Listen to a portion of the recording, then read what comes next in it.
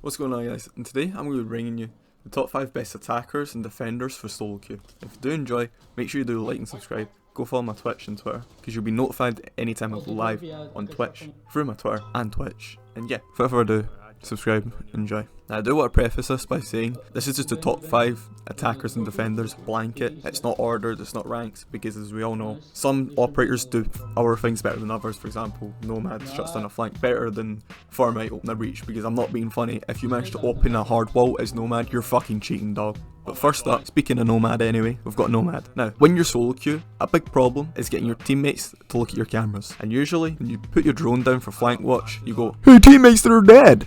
Please, watch my camera so I don't get flanked." And what do they end up doing? Not that, they're sitting on TikTok. So you bring the Nomad. Nomad is pretty powerful. She has the option of the ARX or the AK. If you bring the ARX, you're Chad. If you bring the AK, you're doing it wrong. You always want to bring the Illusion, I think it's called, I don't know. The cav pistol and the flashbangs. But you can also bring the breaching charges if you're playing above and looking down, but majority of the time you're bringing those flashbangs so you can swing on people yourself. Now with Nomad, all you got to do, place your air jabs on places you want to deny. After you've used your free air jabs, to be honest, you just play the game how you want to play it.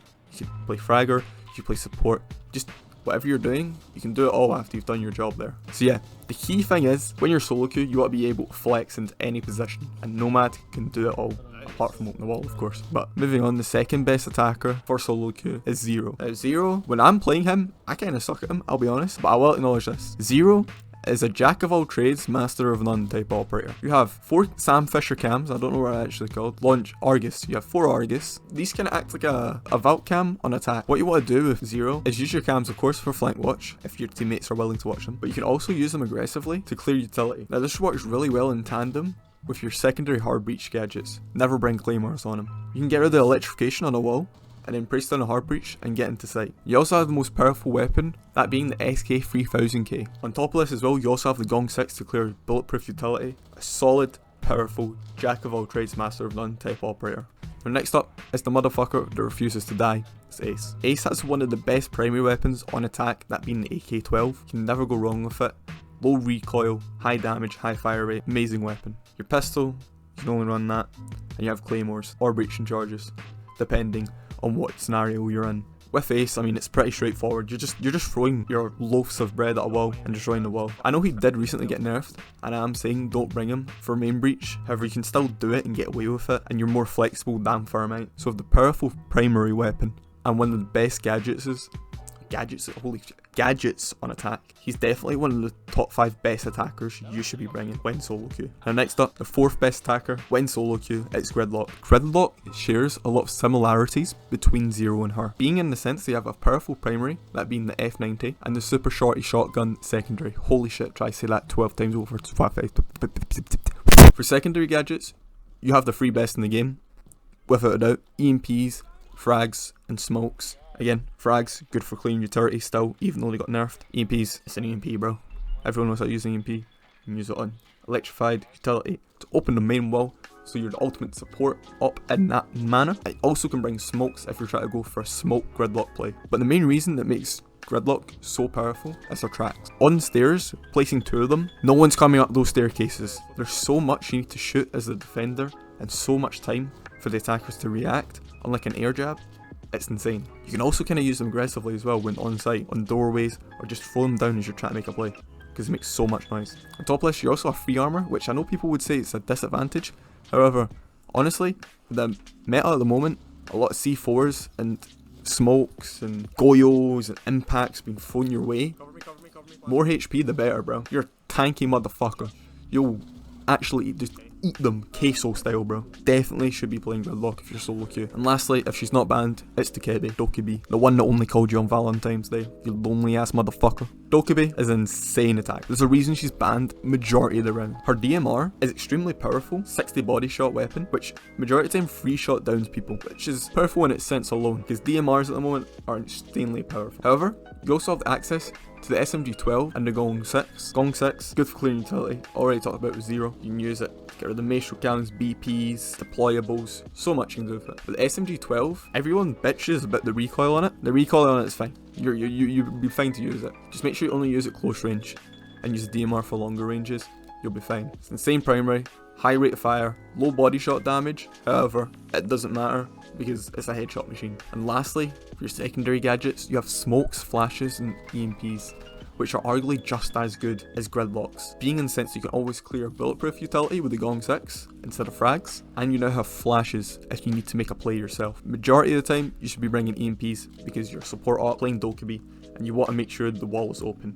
Because the number one tip I can give you for solo queue is making sure that you make the default as easy as possible for your team to take advantage of, and usually that means opening up a wall, and EMPs assist you massively in getting the default done. And I haven't even talked about our logic bomb yet. The logic bomb is the best roam clear utility in the game. You can't dodge it, you can't evade it. The only way you can get around it is being in a mute jammer or turning your phone off. And as well, when you hit E, he's the only operator in the game to affect dead opponents to where they can't use default cams or any cams in that sense, which is insane. And you can hack defenders' phones after you kill them to get access to their utility. Insane. Amazing solo queue up. If you aren't playing her solo queue, you need to lock the fuck in.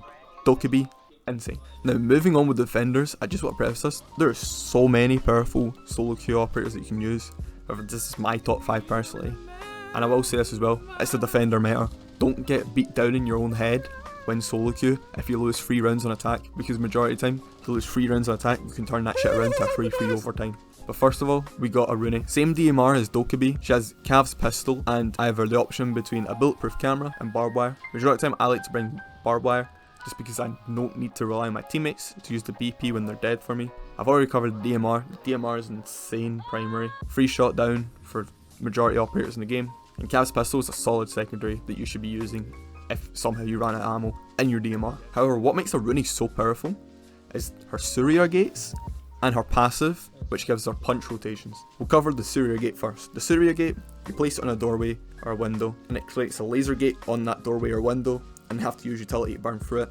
The only thing that affects it without being destroyed is Ram's drone and a Osa shield. After the Reyna gate has been affected and been shut down after 30 seconds, you can reactivate it by shooting the top of it. Meaning, by technicality, you could burn about 2 minutes 30 in a round. My mathing. I don't know, 5? About 5. You could technically burn about 5 pieces of utility in a round. But you also have your passive, the fist, as I call it. Her passive allows you to punch holes massive, like gaping, bro. You can punch gaping holes, which allows you to make rotates, kind of like a shotgun, but on your melee, which is insane for setting up site solo queue. You don't have to rely on a shotgun. You've got DMR in your back pocket, which means a Reyna can do it all on defense. Next up, we got my GOAT, Legion himself, Mr. Goo Mine, Mr. Needle, the GOAT. Legion has access to T5 SMG and the 612 SD. 612 SD is kind of powerful, I'll be honest. However, I'm a Chad and I use the T5. The T5 is the Chad way to go. The T5 is the best SMG on defense. Quote me on that shit.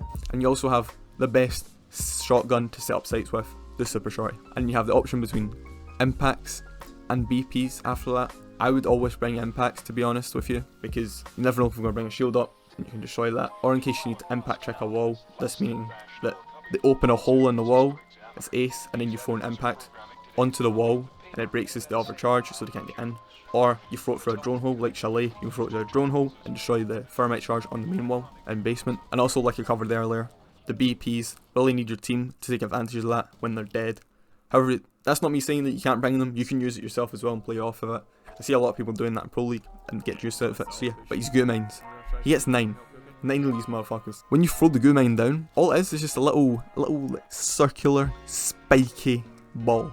Right? As soon as an attacker steps on it, every couple seconds, they take damage. I think it's about like 9 or 7 or something like that. That doesn't sound like much, right? However, this adds up. This is a lot of pressure. You can't sprint when this is on. You start getting like green on the side of your screen, and the attackers also grunt a lot, and it also makes a sound cue when they hit the Goo Mine. Meaning you have 9 audio sound cues that deal damage and limits their speed. And on top of this as well, for an attacker to plant in the site, you need to pull out this Goo Mine first. So if they're at the end of the round, and this is overtime or something like that, they're fucked. You win that round from a Goo Mine. The amount of times I see people dying from not pulling out a Goo Mine is insane. Don't underestimate these bad boys, bro. And you can deny 9 entryways or plant spots.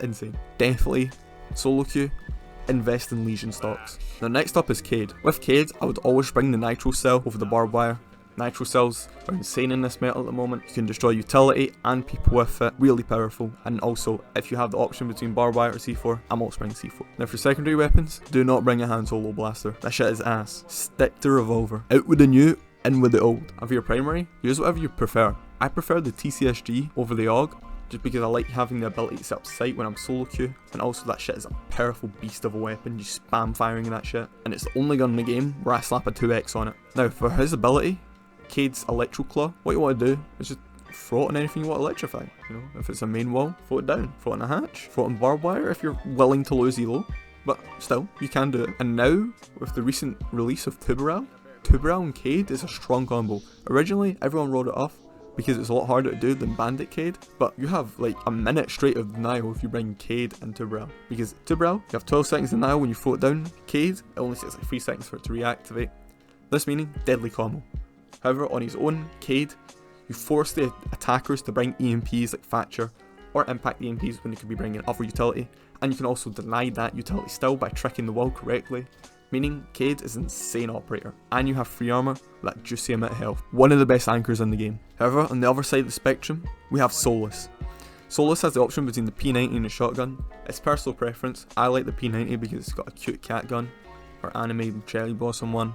You also have the SMG11, which is the reason why people bring the shotgun, so you can set up sights, which, in retrospect, thinking about it now that I'm saying it, you probably want to bring the shotgun if you're solo queue, because the SMG11, majority of time, better than a lot of attacker weapons. High fire rate, high damage, low recoil, insane weapon. If you didn't know at the moment, SI Zone 2024, and I've been watching a lot of high level pro players just running the SMG11 as a primary on Solus, and having the P90s at secondary, which is obscene to me. And I'm not talking some like fucking DKA esports who are like announcing that their team are looking for a new team whilst their team is in a game, which is baffling. I would like, if I'm on that team, completely off topic. If I'm on that team and I see that announcement, I'm not playing the rest of the tournament. And you have the option between impacts or a BP. If you bring the BP, or you see your teammate on Solus bring a BP, team kill them, or if you're the one that brought the BP, take a page out of Low Tier God's book, and yes, with the impacts,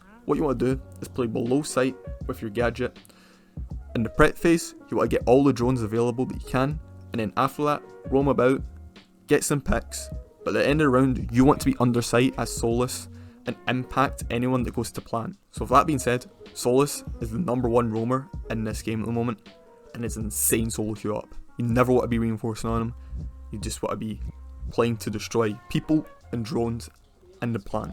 And lastly, to round out this top 5, we have Wamai. Wamai has the option between the AUG and MP5K.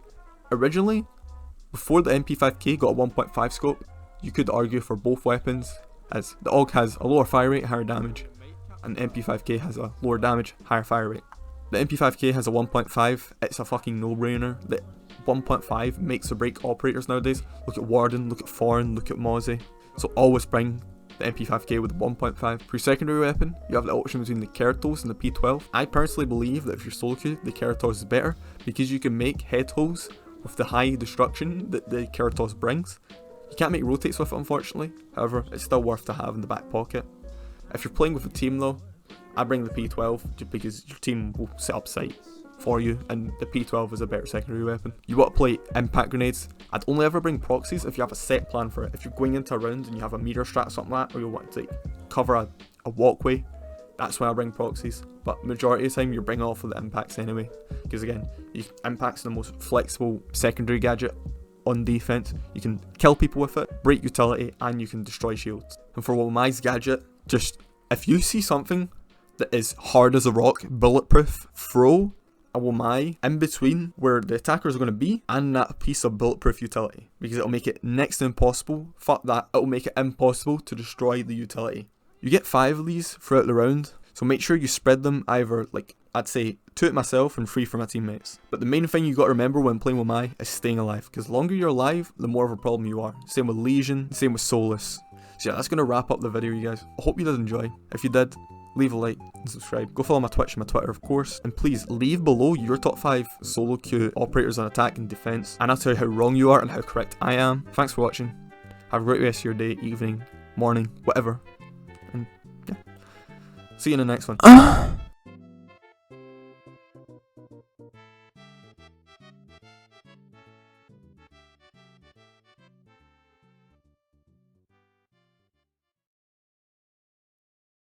What's your game is she And for playing? me, he looks hella. What's she watching?